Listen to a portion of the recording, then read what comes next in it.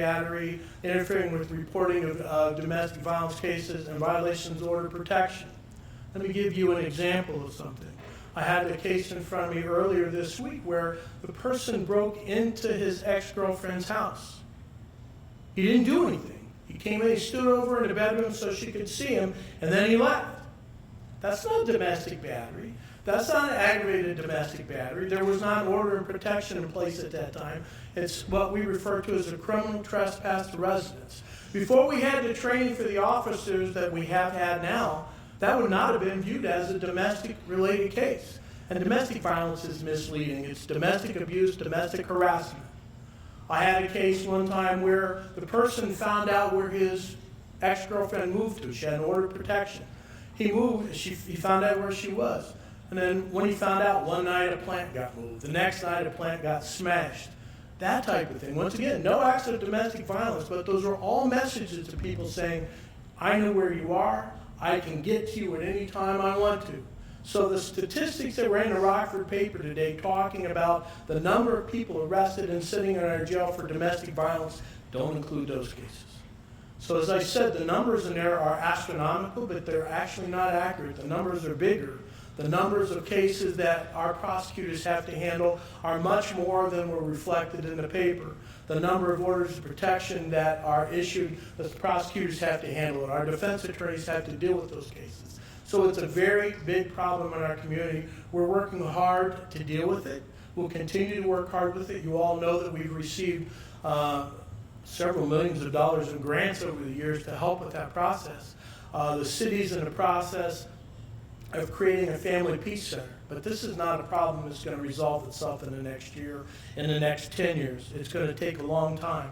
But I appreciate the fact that the county is willing to recognize and that the month of October is Domestic Violence Awareness Month. I appreciate all the things that you've all done to help us with our court system and continue to help us when we get new grants and things like that. And maybe one of these days there'll be additional money like we were talking about so we can hire more prosecutors, we can hire more public defenders, so we can have more people in the probation department that can deal with these things. But I've talked enough. Thank you very much.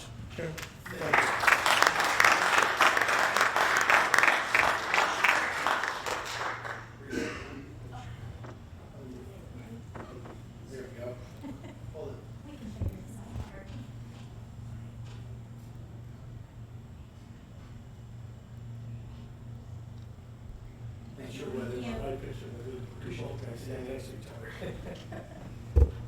Mr. Booker.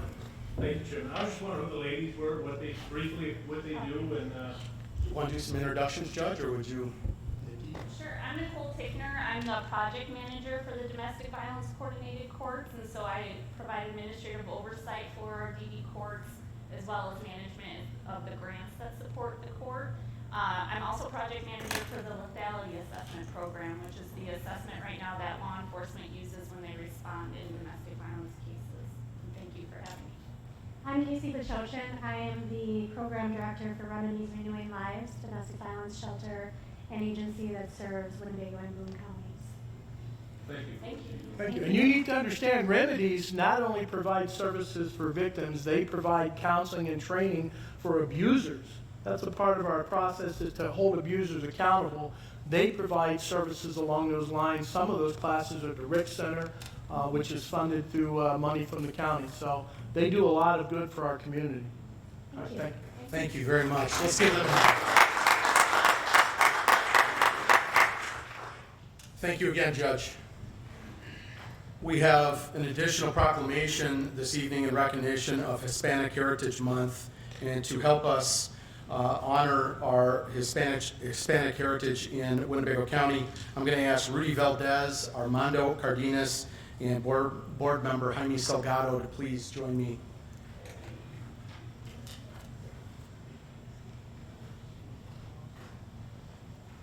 I want to thank Mr. Salgado for reminding me to make this a priority in this board meeting, and I do appreciate you doing that, Mr. Salgado.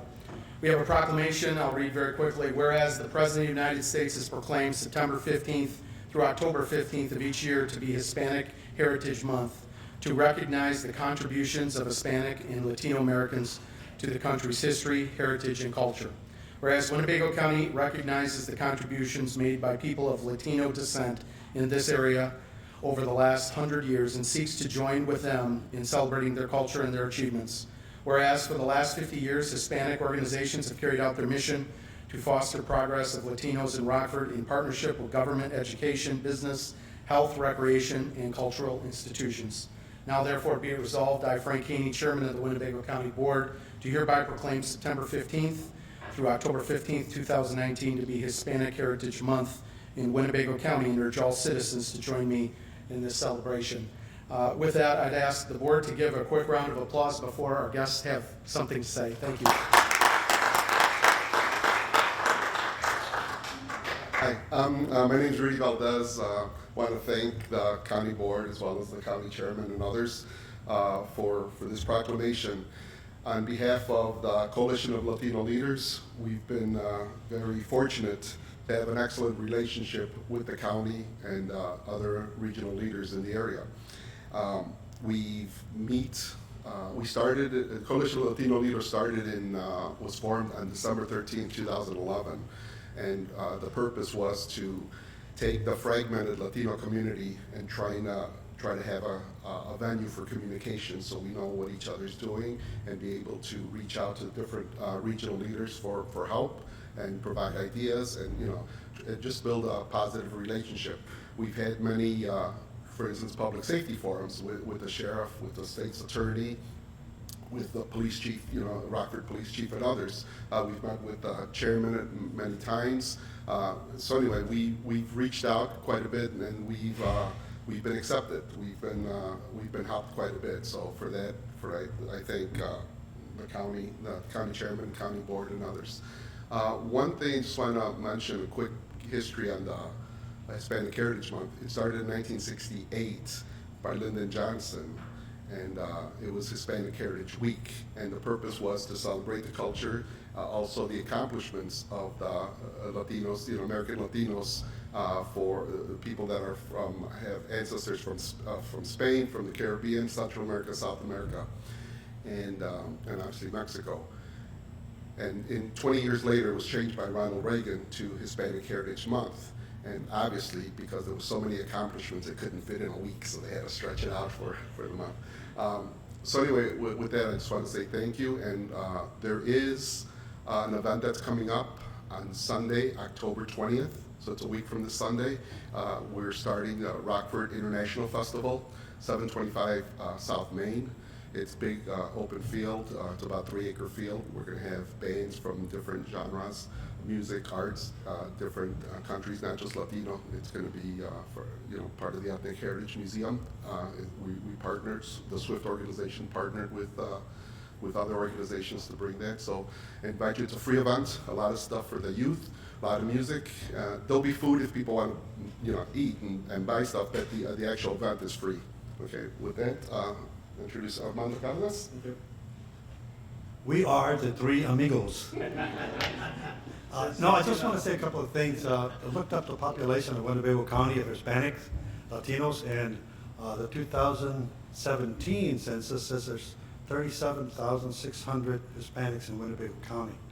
And that's 2 years ago, so I would think that 39,000 Hispanics, Latinos living. And population of the Hispanic community is always growing.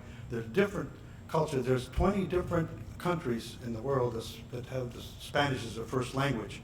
And most of them, of course, with the exception of Spain, are south of us here. You got Mexico, and you got Central America and South America. The population mix in Rockford is the people that are Mexicans are probably the biggest majority. I'd say about 80%, 85%. The other nationalities, the other countries are also, but we do have in Rockford a mix of all the many people living in Rockford that are of all those countries, and it's great to contribute and be part of Rockford. So we want to thank you for supporting the Hispanic community, and we want to thank you for all the work that you do with regards to your position as leaders of the county. County and Rockford, Winnebago County and Rockford is a great place to live for all of us, so we're happy to be here and contribute. Thank you.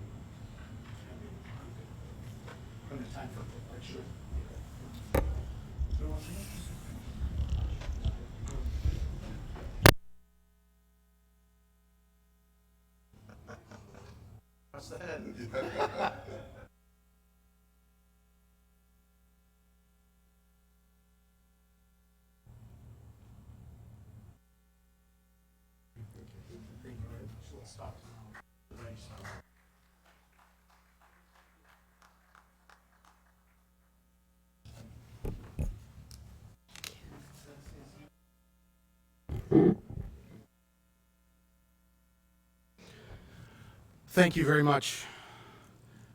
Our next item of business is a presentation by Dr.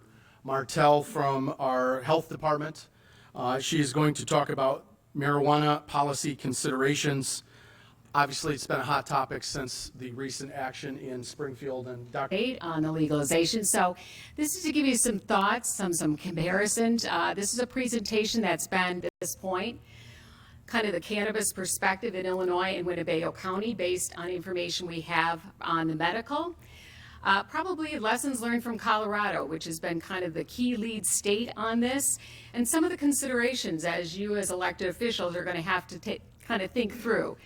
So we're going to go kind of in that order. At any point, if you have a question, please feel free. So we're going to do a little bit of a primer on marijuana. So THC is the psychoactive high causing component in marijuana. So oftentimes I hear about, yeah, but didn't everyone use it in the 60s and 70s? You know, we had Woodstock, we just had the big history, you know, the big celebration. 2 to 3% was the average THC level in marijuana at that time. Levels over 5% have been linked to causing a dependency or an addiction. Levels over 15% THC are illegal in Europe and are considered hard drugs like narcotics. Current levels in the United States, been what pulled off the street, is 20 to 99% THC concentration. So we are not talking about levels of the 60s and the 70s. And the high potency THC is the concern that we have. These are the products that have been linked to psychotic episodes, hallucinations, and poisonings. So while some states' laws have changed, the science has not, and neither has federal law. We need to be clear about that. Marijuana is an addictive drug. The science indicates that the higher the THC concentration, the higher the risks. Between 2002 and 2017, marijuana use doubled in the last month among pregnant women, so the highest rate increased in that grouping. In 2017, more than 9 million youth throughout the country reported marijuana use in the prior month, and that's out of the standardized assessments that are done, called the Illinois Youth, or it's called the National Youth Survey. Each state has them. No amount of marijuana is considered safe during pregnancy or adolescence, and this is because we have the developing brain component piece. So now we're exposing developing brains, developing fetuses to psychoactive drugs. So I know that this presentation was shared. There is a reference on that, and that's out of the Surgeon General reports. So what does the CDC, the Centers for Disease Control and Prevention, say? So what are some of the effects of marijuana abuse? Difficulty thinking, making decisions, and solving problems. Distorted perceptions. Impaired balance and coordination, problems with learning and memory, irregular heart rhythms, respiratory problems and greater risk of lung infections, paranoia, acute psychosis including hallucinations, delusions, and loss of identity. So now you can see the bigger concern when you get those high THC concentrations in developing brains.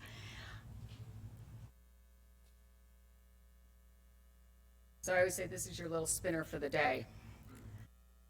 What does the National Academies of Science, Engineering, and Medicine say? Because I often hear there's not much research out there, right? We didn't do a lot. We didn't do controlled trials. That's true, but here's what we've learned in the epidemiology in the places where it has been legal. There is moderate to substantial evidence, and so that's what we use in terms of the science, of a statistical association between cannabis or marijuana use and worsening of respiratory symptoms and more frequent chronic bronchitis episodes. Low birth weight, and I want to remind our county and our officials here that we have a problem with infant mortality, especially among our African American community, and a maternal mortality problem as well. Development of schizophrenia and other psychoses. Increased increased motor vehicle accidents. I know the sheriff and I have had several conversations about this. We also, in our county, do have a high rate of MVAs or motor vehicle accidents. Increased risk of overdose injuries, including respiratory distress among pediatric populations in states where cannabis is legal. We're already seeing this nationwide throughout the country, even in states such as Illinois, where it's not yet legal. Impairment to learning, memory, and attention. So again, I want you to go back if you think, I want to check out the reference in the science, it's there. But this is just to give you an overview. So these are not drugs that do not have some implications on all kinds of issues. Continuing with the data out of the national academies is increased symptoms in individuals diagnosed with bipolar disorders. Increased risk for the development of depressive disorders. Increased suicidal thoughts, suicide attempts, and really a higher incident among heavier users. Increased suicide completion. Increased incidence of social anxiety disorder, and development of substance dependence or other substance use disorders. So when I start thinking about this, I think here we are in October, when you heard about it's National Domestic Violence Awareness Month. It is also National Mental Health Awareness Month. And as I look at this, the implications for the impact on mental health in our community could be significant. In states in which medical marijuana is legal, so in Illinois, medical marijuana is legal, 12th graders were more likely to vape and use marijuana edibles than 12th graders in states in which the drug is illegal. So in states in which without legalized, 8.3, so under 10% of high school seniors reported consuming edibles compared to almost 20% or 16.7% in states where medical marijuana. So while we think that, okay, it's staying in medication cabinets of someone, an adult that's we have abuse in the high school levels. So Illinois enacted some legislation, it was called the Alternatives to Opioid Act, and in which it increased and encouraged the use of medical cannabis as an alternative to opioids. But the interesting part about that is that some additional studies have come out. There actually is no evidence in the literature that, in the scientific studies, that cannabis actually reduced pain severity, and that it did not reduce the use of opioids. In states where cannabis has been legalized, the opioid crisis is worsening despite fewer prescriptions being written. And what that tells you is that for every prescription written, it's a higher concentration of opioid, or what we call morphine equivalents. Cannabis use appears to decrease the risk of developing non-medical prescription opioid use and opioid use disorders. So again, we have this kind of, in the medical portion, we think, okay, this is safer than opioids, right? I hear another thing, nobody is laying on the ground dying of a marijuana overdose. But there is concern that there is, as an opioid alternative, it's not safe. So let's take a look at our more local data. I think this is an interesting stat in the state of Illinois opioid hotline. Not poison control, not even marijuana is the third most called about primary drug that people are calling about to the opioid overdose line. So people are asking for help. So in Illinois, 2013, we legalized marijuana for medical uses. There are 51 approved conditions as of September of 2019. 46,000 patients are on this statewide, and as of October 2018, 459 Winnebago County residents are on the medical cannabis registry. And we rank about 4th in the state, but 7th overall, and then that's, when you look at population, we have a little higher concentration there. Now again, I think this is an interesting statistic out here. I don't know how they do this calculation. I can't say that I do. You're allowed up to 68 grams, which is every 14 days, which is 70 to 140 joints, but that again does not talk about the THC concentration. So again, I kind of put that out there as a little bit of, kind of caveat on that. Now we have one dispensary in Winnebago County. I think everybody in this community knows where it's at, right? And they're 55 statewide. So the first round of licensure that was offered for recreational use was to those that were already dispensing medical. Interestingly enough, our one did not apply first out. So I think they're trying to go at that route, but again, the idea that they were already doing it well. But I think this is where we have to take a look at. It's already a $220 million Illinois retail sales in the medical section.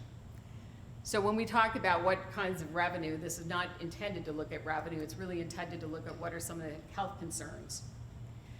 So what are the things that we're worried about? Yeah, there's no specific threshold. We don't have a magic breathalyzer test or urine drop test to tell us when someone is under the influence. We're gonna have to look at the behavior that they exhibit. What is the reaction time? How are they behaving in the workforce? And as we know, if you're accepting federal dollars, at this point, it's not legal.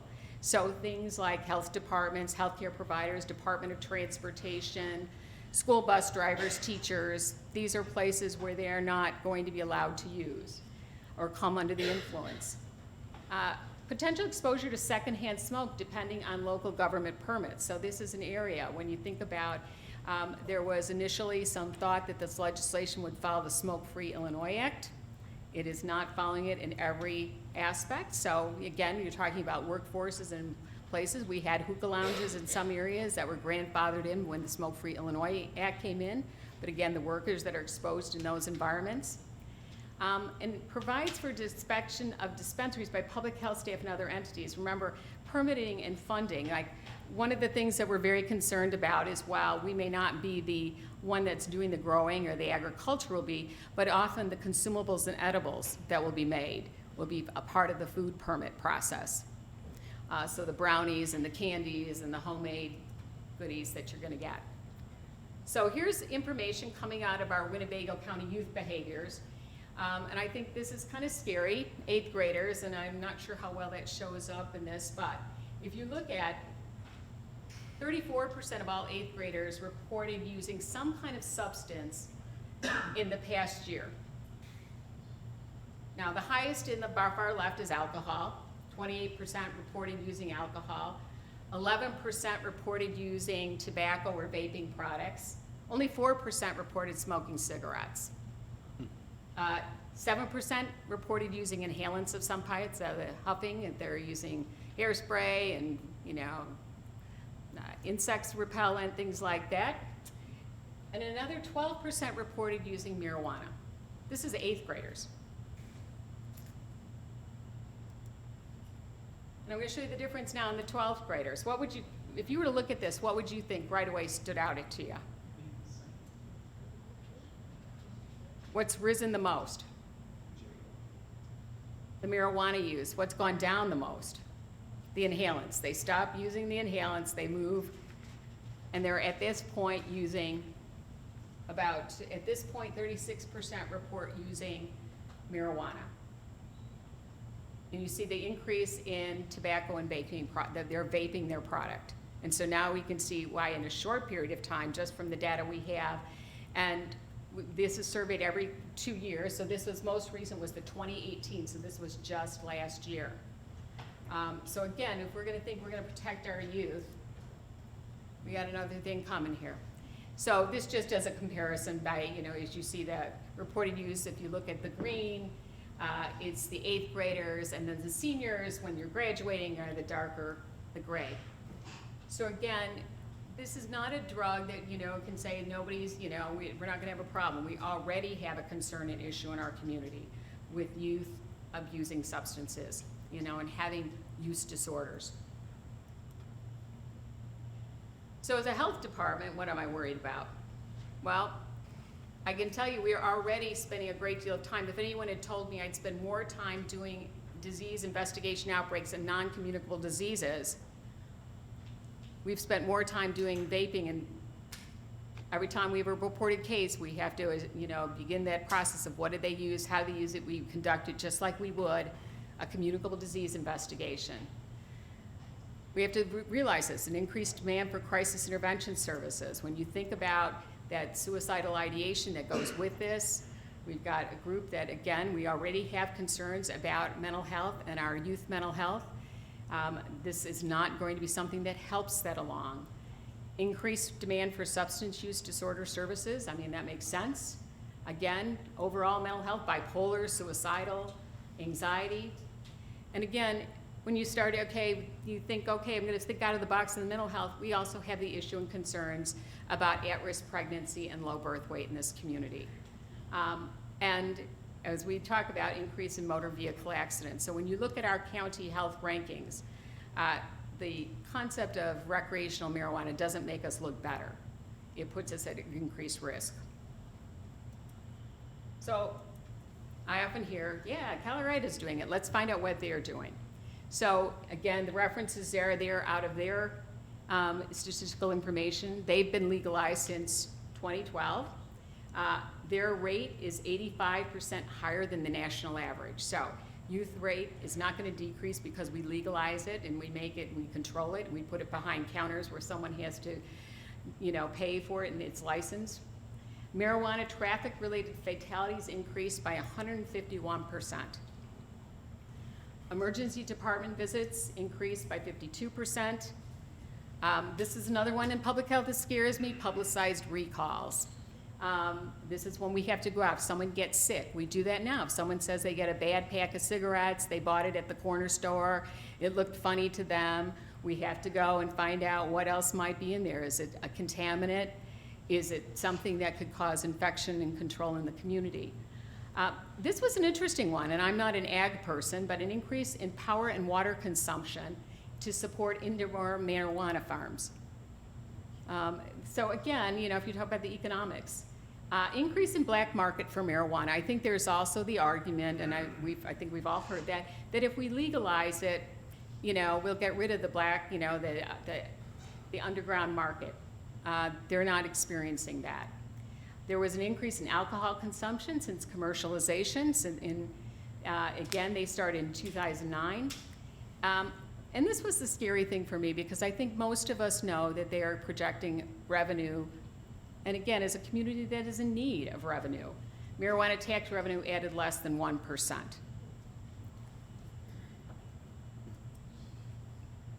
And again, this is just a graphic depiction of, again, if you look at 2009, after medical marijuana was legalized, these are emergency department hospitalizations, 2013 and the 2015. So you don't see a downward slope on this one. It's not getting safer the longer it's out legal in the public. So the American College of Obstetrics and Gynecologists recommends against the use of cannabis at any time by pregnant women. The adverse effects on fetus, including preterm birth, low birth weight, and long-term neurologic impact, because there's that concern with the developing neural connections in a developing brain, whether you're a fetus or you're a full-blown, child to adolescent. This was scary because they regulate the dispensaries, right? They're, that's part of the process when we were doing alcohol inspections. We have to make sure that they know how to card appropriately. They check age, that they're following all the statutes. In a study of 400 Colorado dispensaries, 69% incorrectly recommended treatment of morning sickness in pregnancy with cannabis products. That's the first trimester, folks. That's the first developmental stage in a pregnancy. That's scary to me. 65% based the recommendation on their personal opinion, so I'm glad to know that they thought that would work. And 36% incorrectly stated its use is safe in pregnancy. So even when you regulate and you're going out and you have to make sure that they're providing the appropriate education to the consumer, the scary part was they did not see that. So what are some of the considerations that we want to think about? Well, Illinois statute allows municipalities to ban or approve and tax the sale of recreational cannabis. And I'll give you kind of a snapshot of where some communities are at, and I know our economic development group is also looking at that.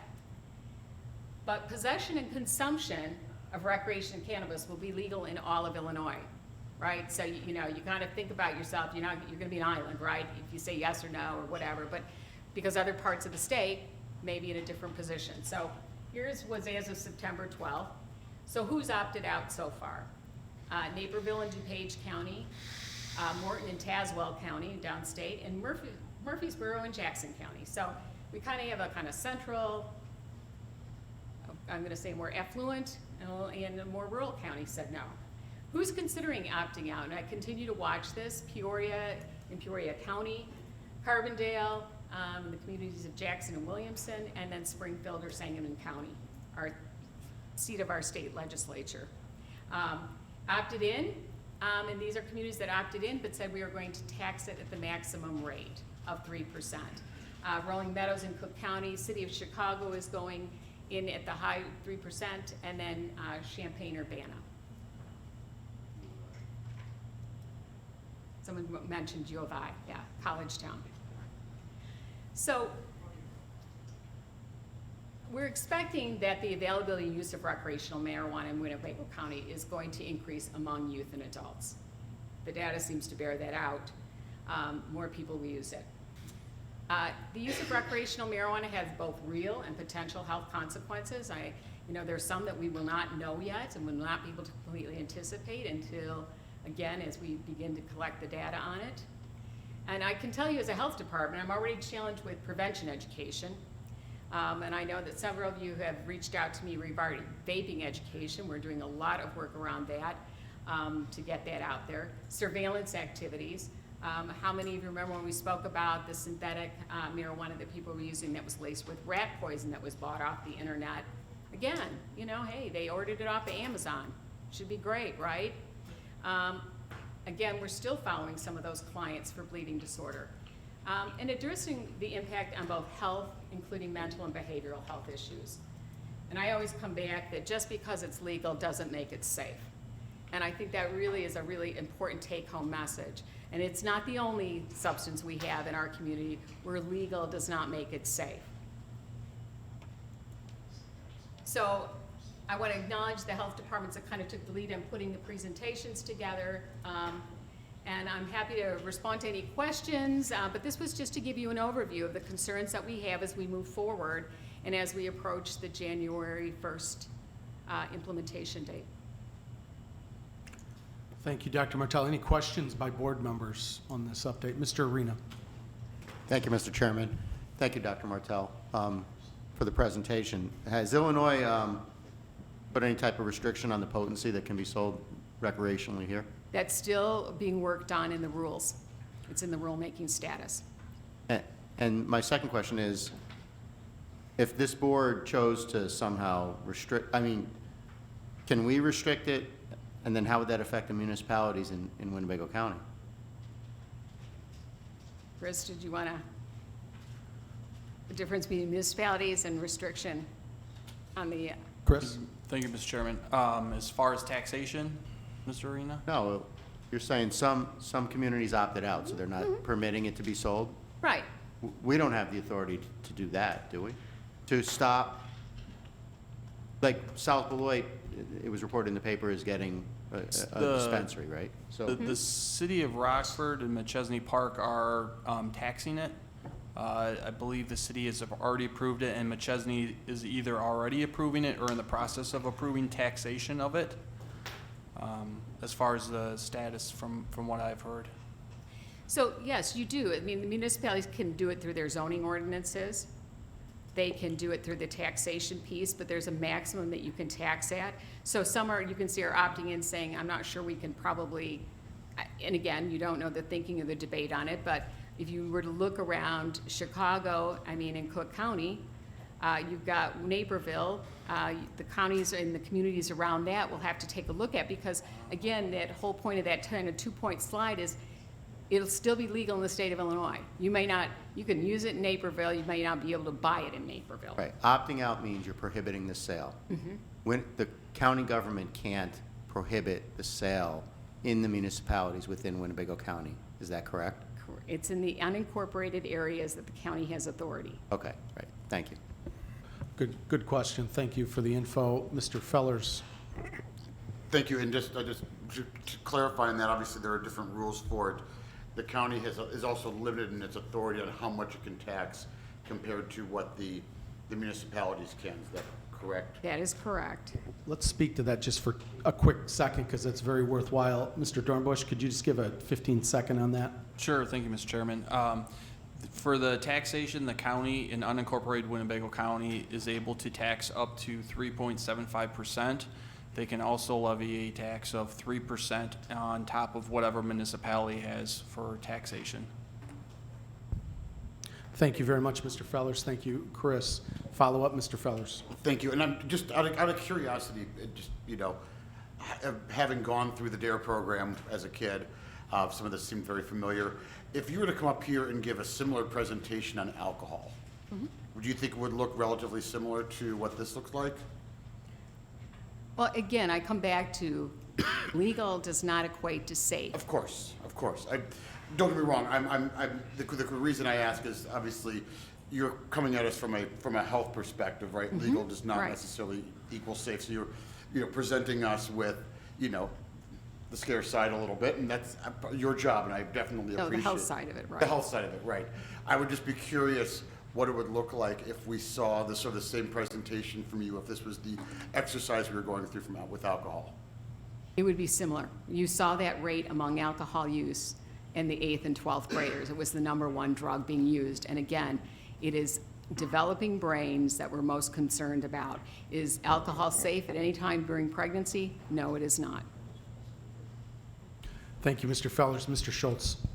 Thank you, Mr. Chairman. I'm just curious if we were to choose, because a municipality has already elected to allow within their municipality to have a facility and to tax it, could we choose to tack our county tax on top of just those municipalities that are allowing it, but still say we don't want it in unincorporated Winnebago County? Chris? Thank you, Mr. Chairman. Yes, you could set the tax, say, at the maximum 3% on top of whatever the municipality does it, if they so choose to allow it. But you can also not address it in unincorporated Winnebago County. Currently, the zoning ordinance addresses cannabis only for medical cannabis, because at the time the UDO was approved, medical cannabis was legal by the state. Thank you, Chris. Thank you, Mr. Schultz. Mrs. Squirrel. Thank you, Chairman. I don't know how many of you are aware of that the township of Barrett, you cannot sell alcohol in that township. And so our townships probably would have a better handle on saying what can be sold there and what can't be sold there. It would probably make even more sense. I don't know how that would work, but many people don't understand that in Barrett Township, you cannot sell alcohol, period. I think you raise an interesting point. I do believe, and I'll come right back to you in a follow-up, Mrs. Squirrel, I do believe there's going to be a discussion on this going to committee in the next cycle or two. Oh, next Wednesday, there will be a discussion on this in economic development. Is that correct? Thank you, Chris. So there's going to be a lot of discussion on this. Did you have a follow-up, Mrs. Squirrel? Thank you. Any other questions by board members? Any other final comments? Dr. Martell. Well, I think it's, again, as we come up on Mental Health Awareness Month, it's time for the county to begin to consider what its plan is for mental health. We cannot continue to take on additional, now we have gambling coming in. Again, we understand that that's going to be part of it, but there's money and revenue that can be associated with addiction. Through that, we need to address, we already have youth substance use disorder going on, and we already know we have a lack of children's mental health services. We know that our correctional system is impacted by a lack of mental health. We've got to begin to plan for this, and this is probably just one more event, one more thing that we need to really begin to take a hard look at what do we do next. So I will be approaching with some proposed resolution as we move forward. Thank you very much, Dr. Martell. And before I see them run out, I just want to acknowledge a couple guests. Paul Logley, Executive Director of the United Way, and Dick Kuhnert, former Executive Director of Singer back several years ago, and is very involved in all discussions mental health in the community today. I know they were here because this is of particular interest. In the near future, I do want to have Mr. Logley, maybe the sheriff, come and talk to the board. There's an interesting partnership they've been working on about a community house in McChesney Park. Has some of the similarities as a couple of the homes with Rockford PD and community partnerships. Really cool stuff, and we'll get an update to the board on that. That's been in the works for some time. But thank you for being here, and thank you, Dr. Martell. Oh, Mrs. Gorel, and a follow-up. Thank you. That's Sandra, I want to thank you for being here tonight too, and Paul and Dick being here, because of the fact that what we're talking about, it's not so much about us as it is our children coming up in this world. And when you look at these figures, I was so despondent when I saw them the first time. I'd seen figures just like this about 20 or 30 years ago. And the problem is they've gotten higher and higher. And I look at this and I look at the children that we have right now that are growing up. When you look at the high school kids and how much of them are into alcohol, are into, and we're only talking marijuana, what other drugs are they into? What type of a society are we raising for our future? I think as a board, we need to give that a whole lot of thought. For me, it's my grandchildren, great-grandchildren. For some of you, it's your children. But don't think any of you are not untouched by this, because it can hit every one of us one time or another. And more, we have our youth committing suicide because their brains are being damaged by alcohol and by drugs. Please give this a very serious thought as you plan your future. Is the tax money that we would get off of it really worth the lifestyle of our children and what they have to look forward to, and what you as a parent or grandparent has to look forward to in the future if your children become addicted? Thank you. Thank you, Mrs. Gorel, and thank you again, Dr. Martell. We have, moving on to the next item of business, no public comment, no speakers signed up this evening. We'll move on to item 7, board member correspondence. Mr. McDonald. Thank you, Mr. Chairman. Trying to take over from Mr. Wilson, if you will. The Veterans Memorial Hall Veterans Dinner is going to be at Giovanni's November 2nd, starting at 5 o'clock. That's November 2nd, Giovanni's Veterans Dinner is the 79th annual. Thank you.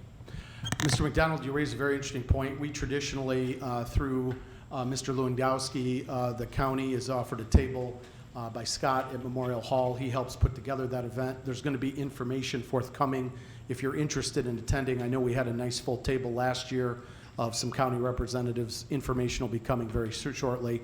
Thank you very much for mentioning that. Any other comments by board members? Seeing none, we'll move on quickly to Chairman's report. I did receive an email from the one gentleman at the Illinois Environmental Protection Agency related to landfill discussions. It's nothing that's not public or nothing that we shouldn't share, but there's obviously issues related to regulatory issues at the landfill. That is a continuing conversation. I did invite the IEPA to come talk at a board meeting. They did not exactly accept that, nor did they deny it, but they just talked past it. They are always welcome to come and give us an update on anything they're able to share.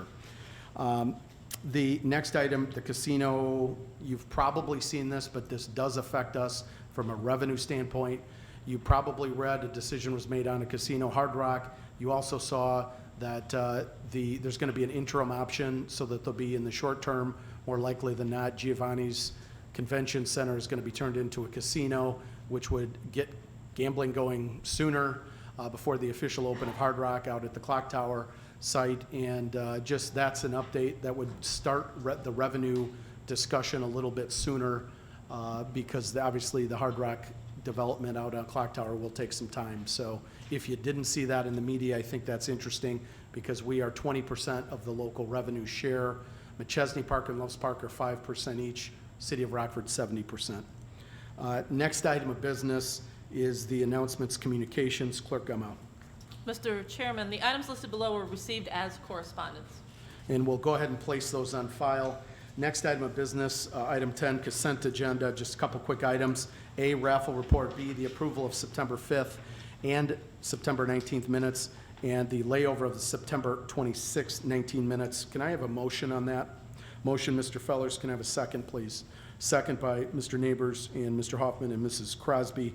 Consent agenda is before the board. Any discussion? Yes, sir. Mr. McDonald. Thank you, Mr. Chairman. I was reviewing the emailed minutes from the September 26th meeting. I did make the comment about cell phone usage, and I think it would be appropriate for those to be in the minutes. We're laying that over, so what we could do is just on a revised basis, on administrative, just quick, we'll add that in the minutes, and then we'll officially adopt those minutes, if that works, at the next meeting, and it'll be in the minutes. So thank you very much, Mr. McDonald. We got a motion and a second on the consent agenda. All those in favor signify by saying aye. Aye. Any opposed? Motion passes unanimously. Next item of business, County Administrator's Report. Mr. Chapman. Thank you, Mr. Chairman. Just an update on a few items that we've been discussing over the last 3 months, or maybe later. The Animal Services Agreement with the City of Rockford will be going to the Personnel and Policies Committee next week for review. The 911 agreement with the City of Rockford will be going to the Joint Public Safety Finance Committee meeting next week for review. The Waste Haulers Amendment that came through the Health Department will be going to the Operations Committee next week. The Exxon Body Cam, Squad Cam, Taser presentation will be done at the Joint Public Safety Finance Committee meeting next Thursday night at 5:30. Everyone's welcome if they so choose. And the last item, we are in the process of finishing up the Baker Tilly reports on purchasing and information technology. So once those are completed, we'll have a presentation to the board. Thank you very much, Mr. Chapman. Mr. Fellers. Thank you, Mr. Chairman. Just wanted to follow up. I met with Axum Technologies before this board meeting, and I would encourage anyone who's not met with them to definitely come to the joint committee meeting next week. This is more complicated than or more complex than a traditional hardware or software purchase. So it'd be good to get a head start on the questions that will be coming in. Thank you, and very glad to see the Animal Services contract, which will get money coming in, and then also firming up the 911 agreement with the City of Rockford, which would be sending money out. But it's good to get those two things formalized and behind us. Thank you, Steve. Any department head updates? Christiana, anything? Thank you. Next item of business, we got really two parts of unfinished business. We've removed item 4, and we have item 1, 2, 3, and 5 are reappointments or new appointments related to the Housing Authority Board. They've been read in: the reappointment of Tasha Reddick, reappointment of Alana Conrad, reappointment of Ron Ballard, and then item 5, the new appointment of a vacated position. Jim Hughes ended his term and then did not ask to be considered on reappointment. That would be Mustafa Abdal. You've had his information. That's been read in. With that, I would entertain a motion, or I did see Mr. Boomer had his hand up. Mr. Boomer. You answered my question. Okay. So again, we've removed 4. I think when I spoke to Mr. Boomer earlier in the day, he wanted to know if we could take items 1, 2, 3, and 5 together, the 3 reappointments and a new appointment. If there's going to be no votes, we're happy to split those out. But I would entertain a motion to approve 1, 2, 3, and 5. I have a motion by Mr. Fellers and a second by Mrs. Gorel and Mr. Schultz. Oh, you have a question, okay. So we have a motion and a second on items 1, 2, 3, and 5. And then we'll open it up for questions. Mr. Schultz. Yeah, I'd just like to move that we separate out items 1, 2, and 3 from item 5. So we can take items 1, 2, and 3 together and then vote on item 5 separately. Absolutely fine. So we will take items 1, 2, and 3 together, and we'll vote on items 1, 2, and 3 together. We will vote on item 5 separately. We good with that? So we have right before us now, we have items 1, 2, and 3, reappointments of Tasha, Alana, and Ron before the board. Any discussion by board members on 1, 2, and 3? Those 3 reappointments. Seeing none, all those in favor signify by saying aye. Aye. Are there any opposed? Motion passes. We've reappointed those 3. We have our separate item we pulled aside, the new appointment of Mustafa Abdal. That has been motioned and seconded, pulled out for a separate vote. Any discussion on this motion? Seeing none, I would just say this appointment, this gentleman's somebody I'm very excited about. He has a PhD in education, 2 additional master's degrees, speaks 8 languages. He's a teacher in District 205 and teaches ESL, English as a second language. I think having an education partner on that particular board that is very passionate about connecting multiple populations to opportunity in the community. I think he's a perfect fit and will do a great job. You've had the opportunity to reach out to Mus, and if you have, you know he's just a quality human being. So very excited about his potential appointment and service on this board for a 5-year term. Seeing no other questions or comments, I'm going to ask the clerk to call the roll. A yes vote would appoint Mustafa. A no vote, it would be to deny that particular appointment. Clerk Amo. Mrs. Goro? No. Mr. Hoffman? Yes. Mr. McDonald? Yes. Mr. Neighbors? Yes. Mrs. Red? No. Mr. Salgado? Yes. Mr. Schultz? No. Mr. Tassoni? No. Mr. Webster? No. Mr. Westcott? Abstain. Mr. Arena? No. Mr. Booker? Yes. Mr. Boomer? Yes. Mr. Butita? Yes.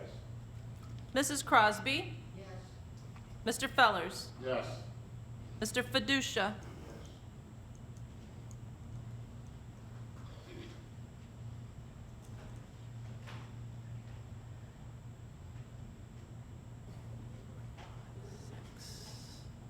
We have 1, 2, 3 absent. Motion passes 10 yes, 6 no, 3 absent, 1 abstain. Thank you very much. Motion passes. We'll move on to, we got a couple of additional non-action items. I know there's been a lot of discussion. There was a executive committee meeting of the R1 Planning Council. I was with Mayor Jury, Mayor Johnson, Mayor McNamara, and a few other folks this morning. And their question around the R1, the appointment of R1 as the trustee agent came up. And their request was pretty straightforward, was that because we have talked about this issue for multiple months, well over a year now, they're asking the county board to bring the proposal to a vote on the county board floor, and if the county board does not want to go in the particular direction, to then go to Plan B.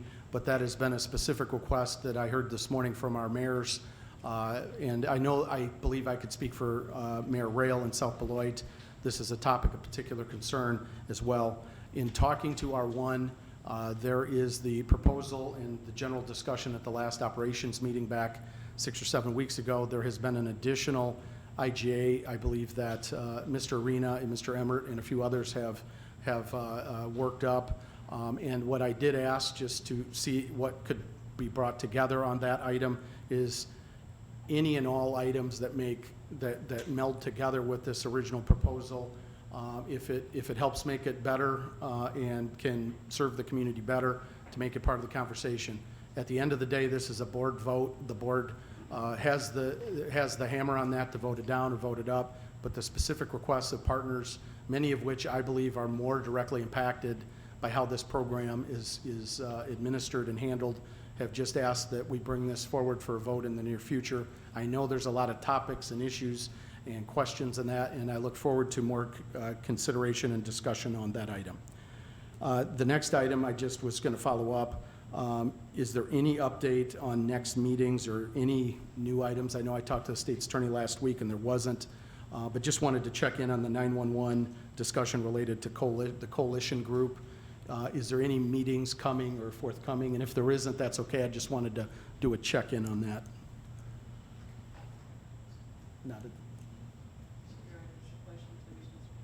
My question's to anybody who wants to jump in on that. Okay. Thank you, Mr. Chairman. Mr. Kurlinkus, along with some of the other board members that were selected, had been meeting regarding this 911 coalition update. I'm assuming this is referencing the PSAP board. Is that correct? The PSAP board. Is that correct, Mr. Chairman, what your inquiry is on? Yes, just, okay. Yeah. So they have met on it, and we've given our version of the proposed agreement. And Mr. Galuzzo, I believe, we're waiting for additional feedback from him regarding the input of the municipalities that he represents. Okay, thank you very much for that update. We'll just continue to follow that. Steve, I'll just ask real quick. I know you were, I believe, looking at it, but the Cherry Valley TIF district, is there any update on that? Just want to throw that out there and do a check-in on it. Thank you, Mr. Chairman. The only item is that the finance director, Ms. Terranoni, is working on that particular report. Okay, thank you. And I'll just keep that maybe as a check-in item until we have that resolved, but thank you very much. Is there any update on the public safety building discussion? And I'm asking administratively or board, any board discussions on that, Steve? We are having a meeting with the consultant next week to discuss some items regarding that. So we'll probably have a little bit of an update at a committee or the next board meeting Yes. at a high level. All right, thank you, Steve. And I do appreciate, Steve mentioned item 10, he's already covered, the waste hauler ordinance that was brought to committee and then sent back for some more discussion. I think is reran through the health board. I see Dr. Martell shaking her head yes, and I think it'll be coming back to Mr. McDonald's operations committee. Very excited to get that thing wrapped up. We do get some follow-ups on that on a regular basis there, so thank you for any and all work on that topic. Moving on, any new business by board members? Moving on to standing committee reports. Oh, I'm sorry, Mr. Arena. I apologize. Just if I could back up a second, just to be on the record regarding the trustee program. I know we had requested to sit down with you to make clear what myself, Mr. Salgado, and Mr. Girl were trying to accomplish. Mr. Emmerich had produced a memo that had 4 or 5 pages of problems.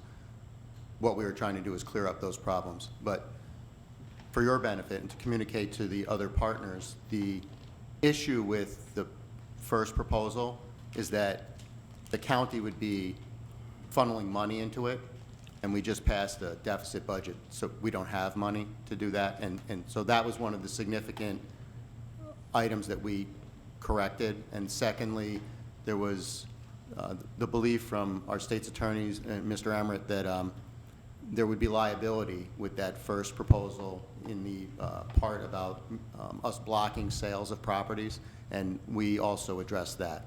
So I think the version that we produced still accommodates everyone's requests that were there in the original, but also keeps the county protected. And if we're going to vote on a version, I think we should vote on the version that is approved by Mr. Emmerich. Thank you. Thank you for your comments, Mr. Arena. Any other new business by board members? Seeing none, if you could indulge me on standing committee reports, I do know we have Mr. Knopf, who is part of Gallagher Williams Manny. I know there's a lot of items related to insurance, the insurance renewal, and unless there's objection, could we have Personnel and Policy Committee, Mr. Fiducia go ahead first, and then Mr. Salgado with Finance. That way, if there's any questions specific to insurance, we deal with that. We don't keep Mr. Knopf waiting through 14 tax levy adoptions. I'm sure he'll appreciate that. Thank you.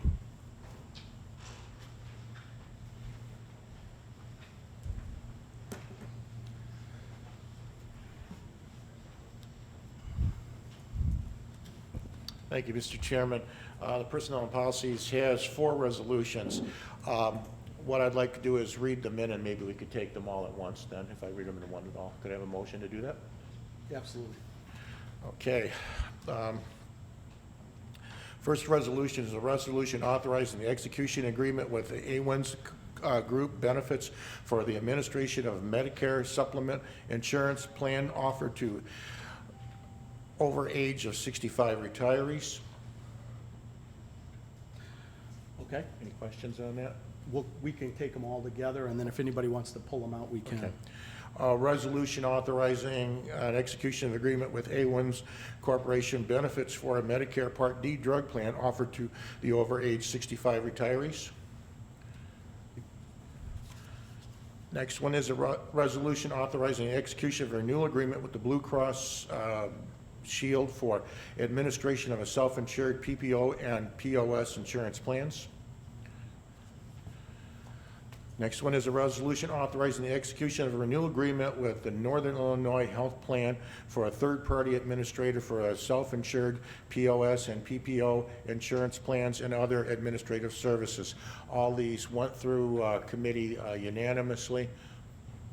So we have a motion by Mr. Fiducia on items 2, 3, 4, and 5, the Medicare supplement resolution, the Medicare Part D drug plan resolution, the Blue Cross Blue Shield resolution, and number 5, the third-party administrator resolution. We have a motion by Mr. Fiducia to take all of these at once, a second by Mr. Hoffman and Mrs. Girl and Mrs. Red.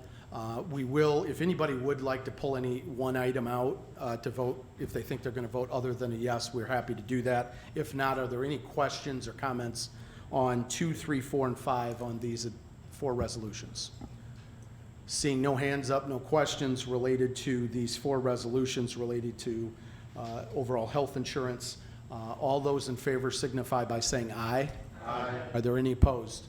Motion passes, and we've passed all 4 resolutions, 2, 3, 4, and 5. Thank you very much, Mr. Fiducia. Thank you, Mr. Chairman. That concludes our report. All right, thank you. Thank you, Mr. Knopf. And next, we have Mr. Salgado, Finance Committee.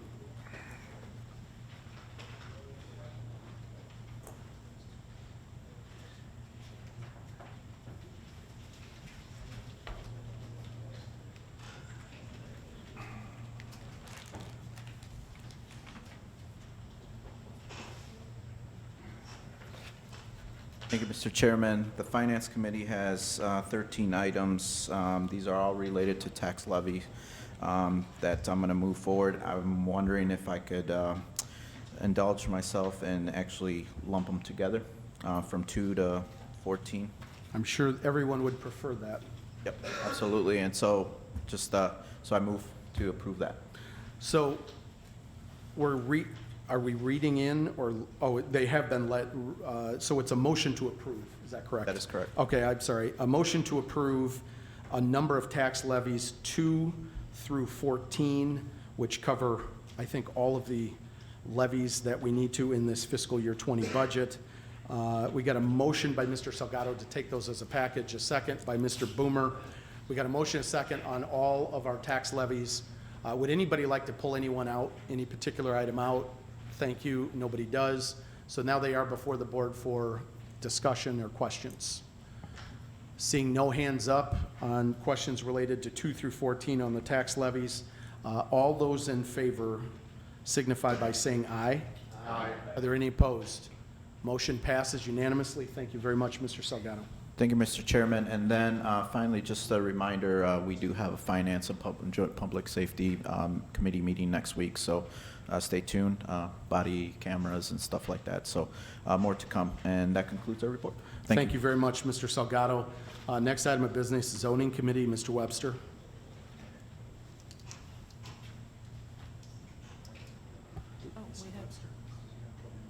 Oh, I'm sorry. I think he's just going to say no. Yeah, we have no report. Thank you. Thank you, Mr. Webster. I do not see Mr. Billick, but Economic Development, I'll look at Mrs. Red. No report tonight. No report. Thank you, Mrs. Red. Mr. McDonald, Operations Committee. No report. No report. Thank you. Next item, Public Works Committee, Mr. Tassoni. Thank you, Mr. Chairman. We have one item here. It's Resolution 19-027, which was previously read in, and I would move to send it back to committee. We got a motion by Mr. Tassoni to send the ordinance establishing speed zones on Argyle Road from Aberdeen Road to Belvedere Road back to committee. A second by Mr. Fellers and Mr. Rena and Mr. Boomer. Motion a second to move this item back to committee. Any discussion on the motion and second to move this back to committee?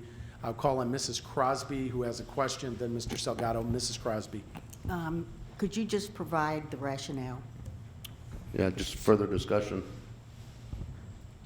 That doesn't give me very much, Mr. Tassoni. So what's the rationale? I mean, it was on here, and now we're extending it back. I just want to know why. The best rationale I could give you is a speed study was done. It was going to increase typically from 35 to 40 in certain areas. And just after further review and discussions with some of the residents out there, and out of respect for Mr. Rena being his district, I think we're going to dissolve it and not go through with it. Thank you very much. Thank you, Mr. Tassoni. Thank you, Mrs. Crosby. Mr. Salgado. Yeah, thank you, Mr. Tissoni. You kind of answered my question. So this is just to set speed limits, or who sets it? The county or Argyle, or who, I just wanted to know what this was really intended for. Increasing speed limit, reducing it, posting it, or, so I don't know if you kind of Yes, answered a little bit. It's basically a 5-mile-an-hour increase. Some years ago, maybe just, don't quote me, but 8, 10 years ago, whatever it was, there was a speed study to decrease it, and then there was a speed study to increase it.